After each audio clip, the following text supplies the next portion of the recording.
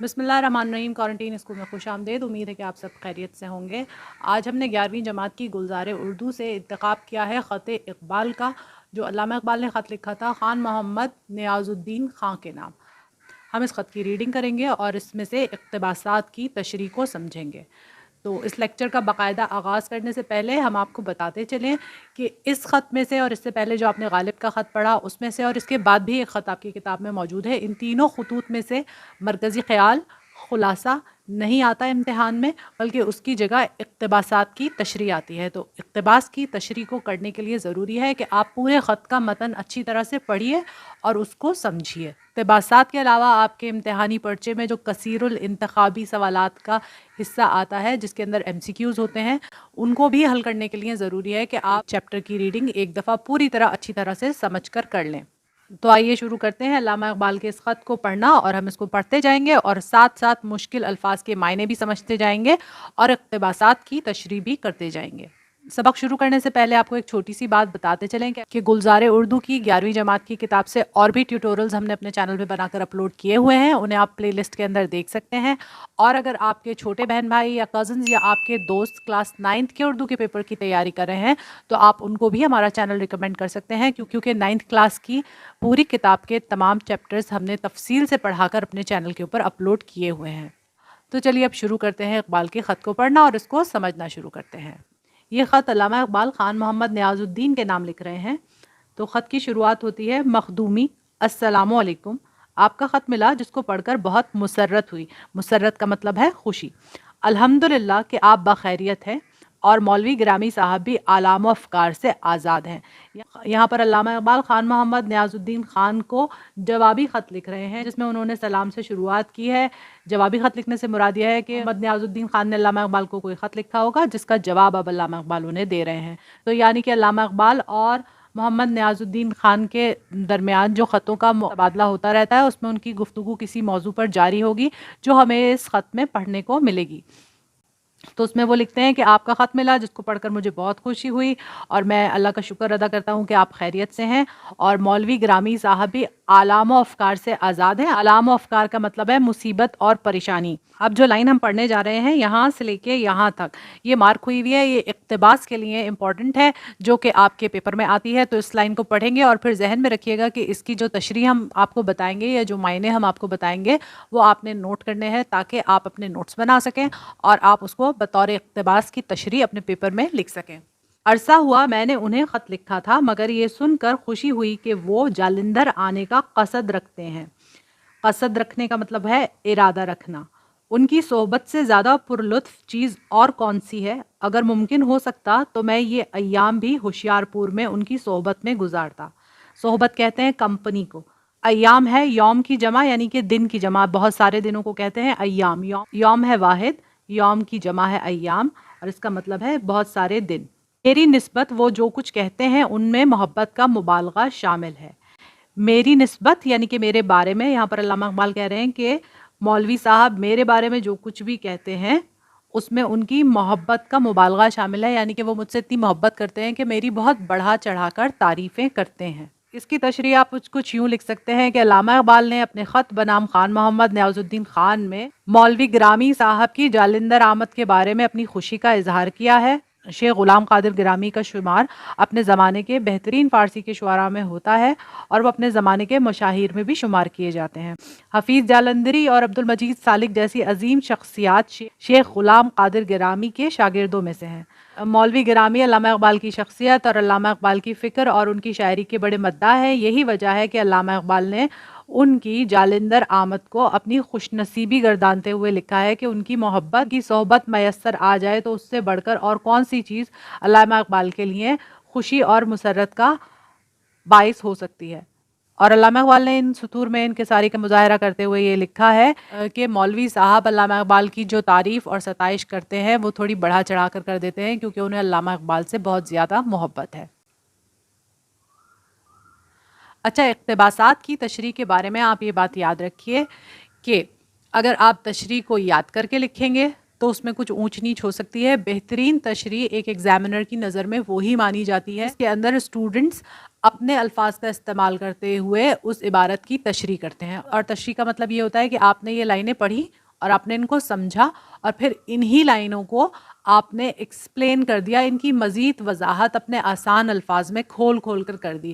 یعنی کہ اگر یہ 3 لائنیں لکھی ہوئی ہیں تو آپ نے ان کو اپنے الفاظ استعمال کرتے ہوئے 6 لائنوں میں لکھ دیا. اس کو کہتے ہیں تشریح. بہت آسان ترین تشریح کی میں نے آپ کو اگزامپل بتائی ہے یا مثال بتائی ہے, تو آپ کوشش کیا کریں کہ اس اصول کو سمجھیں اور اس کے بعد چیپٹر کی پوری ریڈنگ جب ہم کرتے ہیں اور اس کی ایکسپلینیشن کرتے ہیں تو اس کو غور سے سنا کریں اور اس کے بعد اپنی تشریح لکھنے کی کوشش کیا کریں.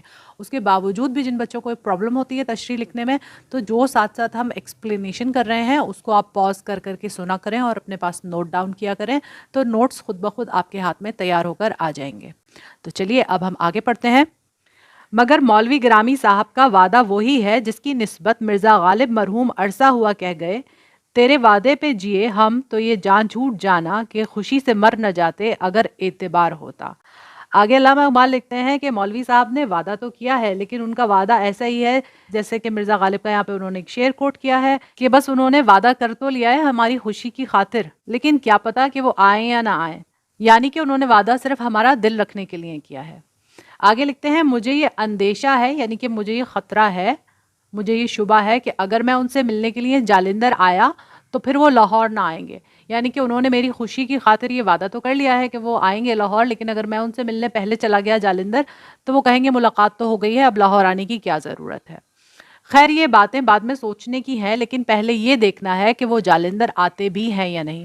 اس کے بعد علامہ یہاں پر لکھ رہے ہیں کہ یہ باتیں تو خیر بعد میں سوچنے کی ہیں, پہلے یہ دیکھنا چاہیے کہ وہ جالندھر آتے بھی ہیں یا نہیں جیسے کہ انہوں نے وعدہ کیا ہے. اب آگے پڑھتے ہیں. آگے بھی جو 2-3 لائنیں آ رہی ہیں یہ پیپر میں اقتباس کے حوالے سے امپورٹنٹ ہیں, تو اس کی میں ریڈنگ کروں گی اور اس کی ایکسپلینیشن میں آپ کو بتاؤں گی, اس کو آپ بطور تشریح اچھی طرح سے اپنے پاس نوٹ کر لیجئے گا. واقعی عام درد گردہ کے مریض کے لیے اچھا ہے اور مجھ کو بھی اس سے بہت محبت ہے. آگے علامہ اقبال اپنے پسندیدہ پھل آم کے بارے میں ذکر کر رہے ہیں اور کہہ رہے ہیں کہ آم جو ہے وہ گردوں کے درد کے لیے اور گردوں کے مریض کے لیے اچھا ہے اور مجھے تو آم سے بہت محبت ہے. کھانے کی چیزوں میں صرف یہی ایک چیز ہے جس کے لیے میرے دل میں خواہش پیدا ہوتی ہے, باقی چیزوں کے لیے خواہش نہیں ہوتی. یعنی کہ اب آم کے علاوہ کسی اور کھانے کی چیز کے لیے میرا ایسا دل نہیں چاہتا کہ میں وہ کھاؤں, لیکن بس صرف آم ہی ایک ایسی کھانے پینے کی چیزوں میں چیز رہ گئی ہے جس کے لیے میرا دل چاہتا ہے, میرے دل میں سے خواہش اٹھتی ہے کہ میں آم کھاؤں. یہاں تک کہ روزمرہ کا کھانا بھی عادت کے طور پہ کھاتا ہوں. یعنی کہ جو روز کی روٹین کا کھانا ہوتا ہے, صبح دوپہر شام کا کھانا, وہ بھی میں بس اس لیے کھا لیتا ہوں کیونکہ کھانے کی ایک عادت ہے, وقت بنا ہوا ہے, اس پہ کھانا کھاتے ہیں تو میں بھی کھا لیتا ہوں. باقی خدا کے فضل و کرم سے خیریت ہے. اس کے علاوہ لکھتے ہیں کہ باقی اس کے علاوہ اللہ تعالیٰ کا فضل ہے اور کرم ہے اور خیریت ہے. اس اقتباس کے حوالے سے میں آپ کو ایک بات بتاؤں کہ علامہ اقبال جو تھے وہ ذیابیطیز کے مریض تھے. آم کھانے پہ ان کے پابندی تھی یا کنٹرول مقدار میں ان کو آم کھانے کے لیے ڈاکٹر نے تجویز کیا ہوا تھا, لیکن ان کو آم اتنا زیادہ پسند تھا کہ وہ کسی نہ کسی بہانے سے آم کھا لیا کرتے تھے. اور اپنے دوست کو خط لکھنے میں بھی ان کو آم اتنا پسند تھا کہ وہ آم کا موضوع انہوں نے چھیڑ دیا اور آم کی تھوڑی بہت تعریفیں اور اس کے بارے میں اپنا جو شوق تھا وہ یہاں پر بھی انہوں نے تحریر کر دیا اس مختصر سے خط میں. تو اس سے ہمیں یہ پتہ چل رہا ہے کہ علامہ اقبال کو آم کتنے مرغوب تھے. چلیے آگے پڑھتے ہیں. آگے لکھا ہوا ہے, ہاں آموں پر ایک لطیفہ یاد آ گیا. گزشتہ سال مولانا اکبر نے مجھے لنگڑا آم بھیجا تھا. میں نے پارسل کی رسید اس طرح لکھی, اثر یہ تیرے اعجاز مسیحائی کا ہے اکبر, الہ آباد سے لنگڑا چلا لاہور تک پہنچا. مزید علامہ اقبال آموں ہی کے بارے میں اس خط کے اندر لکھ رہے ہیں, اور مولانا اکبر الہ آبادی نے جب انہیں آم بھیجا تھا تو انہوں نے جب پارسل کی رسید اس کے اوپر لکھی تو اس پہ یہ شعر لکھ دیا. اس شعر کا مفہوم کچھ یوں ہے, اکبر تمہاری تیمارداری کا یہ معجزہ ہے اور تمہاری تیمارداری میں ایسا اثر اور محبت ہے کہ الہ آباد سے ایک لنگڑا چلا تھا. اب سوچئے لنگڑا آدمی اگر چلتا ہوا کہیں جائے تو اس کو ایک نارمل آدمی کے مقابلے میں چلنے میں دقت ہوگی اور دیر سے پہنچے گا, لیکن یہاں پر ذکر تو لنگڑا آم کا ہو رہا ہے نا. آم کی ایک قسم ہوتی ہے لنگڑا آم, کہ الہ آباد سے لنگڑا چلا تھا اور وہ لنگڑا چلتے چلتے الہ آباد سے لاہور پہنچ گیا. رموز بے خودی کو میں اپنے خیال میں ختم کر چکا تھا مگر پرسوں معلوم ہوا کہ ابھی ختم نہیں ہوئی. رموز بے خودی جو ہے وہ علامہ اقبال کی فارسی مثنوی کا نام ہے یہاں پر, جس کے بارے میں وہ لکھ رہے ہیں کہ میں تو یہ سوچ رہا تھا کہ میں تو اس کو ختم کر چکا ہوں لیکن پرسوں میں نے اٹھا کے اس کا مسودہ دوبارہ دیکھا تھا. مسودہ میں نے آپ کو بہت اچھی طرح سے ایکسپلین کیا تھا غالب کا خط پڑھتے وقت. اگر آپ نے وہ لیکچر نہیں دیکھا ہے تو غالب کا خط بھی آپ پڑھ لیجئے. تو جناب وہ کہہ رہے ہیں کہ میں نے یہاں پر میں تو سمجھ رہا تھا کہ رموز بے خودی جو فارسی کا میرا مسودہ ہے وہ میں اپنے خیال میں تو میں نے ختم کر چکا تھا، کمپلیٹ کر چکا ہوں اس کو، لیکن پرسوں میں نے اس کو دوبارہ چیک کیا تو وہ ابھی ختم نہیں ہوئی. ترتیب مضامین کرتے وقت یہ بات ذہن میں آئی کہ ابھی 2-3 ضروری مضامین باقی ہیں، اور جب میں نے اس کا مسودہ دوبارہ دیکھا اور مضامین کی ترتیب دیکھی تو میرے ذہن میں یہ خیال آیا کہ ابھی اس کے اندر 2-3 ضروری مضامین ہیں جو لکھنا باقی ہیں. یعنی قرآن اور بیت الحرام کا مفہوم و مقصود حیات ملیہ اسلامیہ میں کیا ہے، اور وہ مضامین کی بھی یہاں پر نشاندہی کر رہے ہیں کہ وہ کون سے مضامین ہیں جو ابھی لکھنا مثنوی میں باقی ہیں. قرآن اور بیت الحرام کا مفہوم، کہ قرآن کا مفہوم کیا ہے اور بیت الحرام یعنی کہ کعبہ کا مفہوم اور مقصود، اس کا مقصد کیا ہے، قرآن کا مقصد کیا ہے مسلمانوں کی ملت کے لیے اور مسلمانوں کی زندگی کے لیے. قرآن اور بیت الحرام کا مطلب کیا ہے، ان کا مقصد کیا ہے اور وہ کتنے ضروری ہیں. اور پھر آگے لکھتے ہیں کہ ان مضامین کے لکھ چکنے کے بعد اس حصہ مثنوی کو ختم سمجھنا چاہیے، کہ جب میں ان مضامین کو لکھ چکوں گا تو پھر میں یہ سمجھوں گا کہ مثنوی کا یہ حصہ ختم ہو گیا ہے، یعنی یا مکمل ہو گیا ہے. مگر ایسے مطالب ذہن میں آتے ہیں کہ خود مسلمانوں کے لیے موجب حیرت و مسرت ہوں گے، لیکن کہتے ہیں کہ یہ موضوع اتنا ضخیم ہے، یعنی کہ اتنا ضخیم کا مطلب ہے کمپلیکس ہے، اتنا ڈیٹیلڈ ہے، تفصیل ہے اس موضوع کے اندر کہ اس کے ایسے مطالب لکھا ہوا ہے، مطلب کی جمع ہے مطالب، اس کے ایسے مطلب میرے ذہن میں آتے ہیں کہ جب میں ان کو لکھوں گا تو مسلمانوں کے لیے وہ خود حیرت کی وجہ ہوں گے، حیرت اور خوشی کی وجہ ہوں گے. موجب کا مطلب ہے وجہ، موجب حیرت و مسرت یعنی کہ حیرت اور خوشی کی وجہ ہوں گے. کیونکہ جہاں تک مجھے معلوم ہے ملت اسلامیہ کا فلسفہ اس صورت میں اس سے پہلے کبھی پیش نہیں کیا گیا. پھر آگے لکھتے ہیں کہ کیونکہ جہاں تک میرے علم میں ہے، یعنی کہ جہاں تک میں جانتا ہوں، ملت اسلامیہ کا یعنی کہ مسلمانوں کی جو ملت ہے اس کا فلسفہ اس صورت میں، اس شکل میں، جس شکل میں آئیڈیاز علامہ اقبال کے ذہن میں آ رہے ہوں گے اور جو چیزیں انہوں نے آبزرویشن سے اور پڑھنے کے بعد سیکھی ہوں گی اور جو باتیں ان کے ذہن میں آئی ہوں گی، اس اینگل سے کبھی بھی پیش نہیں کیا گیا. نئے اسکول کے مسلمانوں کو معلوم ہوگا کہ یورپ جس قومیت پر ناز کرتا ہے وہ محض بودے اور سست تاروں کا بنا ہوا ایک ضعیف چتھڑا ہے. اچھا، یہاں پر آپ کو یہ بتاؤں کہ علامہ اقبال جس اپنے مسودے کا ذکر کر رہے ہیں وہ ان کی مشہور تصنیف رموز بے خودی کے بارے میں. ان کے مطابق تو انہوں نے اس کو مکمل کر لیا تھا، لیکن بعد میں ان کے ذہن میں ایسے خیالات آئے جو ان کے علم کے مطابق اس سے پہلے کبھی بھی کسی نے بھی اس اینگل سے، اس زاویے سے نہیں دنیا کے سامنے رکھے تھے اور پیش کیے تھے. اور پھر آگے وہ لکھتے ہیں نئے اسکول کے مسلمانوں کو. اب یہاں نئے اسکول سے کیا مراد ہے؟ یہاں پر نئے اسکول سے مراد ہے اس زمانے کا جب علامہ اقبال زندہ تھے، اور اس زمانے میں جو لوگ مغربی تعلیم سے یا مغربی اداروں سے فارغ التحصیل ہو رہے تھے، یعنی کہ جو ویسٹرن اداروں سے پڑھ کے لوگ وہاں پر آ رہے تھے، اور ظاہر ویسٹرن اداروں سے یا انگریز کے اداروں سے جو پڑھ رہے تھے لوگ، تو وہ انگریزوں کا فلسفہ پڑھ رہے تھے اور وہ ان کے علم پڑھ رہے تھے اور وہ ان کے زاویے سے ہر چیز کو دیکھنے کے عادی تھے.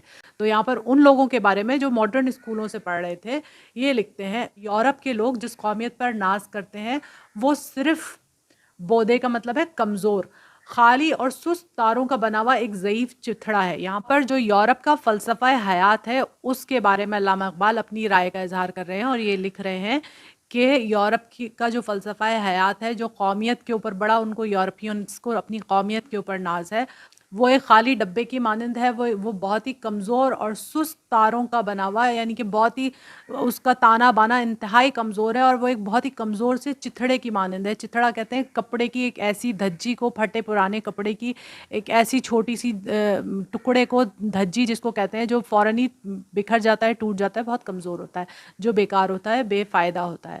تو یورپ کے فلسفہ قومیت کو علامہ ایک بالکل ضعیف چتھڑے سے تشبیہ دیتے ہوئے یہاں پر لکھ رہے ہیں. نئے اسکولوں سے پڑھنے والے جو لوگ ہیں جنہوں نے وہاں کا فلسفہ پڑھا ہے وہ یہ جانتے ہوں گے کہ یورپ کا جو فلسفہ ہے وہ بالکل ایک ضعیف چتھڑے کی مانند ہے. اور کہتے ہیں کہ قومیت کے اصول حقہ صرف اسلام ہی نے بتائے ہیں جن کی پختگی اور پائیداری مرور ایام و آثار سے متاثر نہیں ہو سکتی.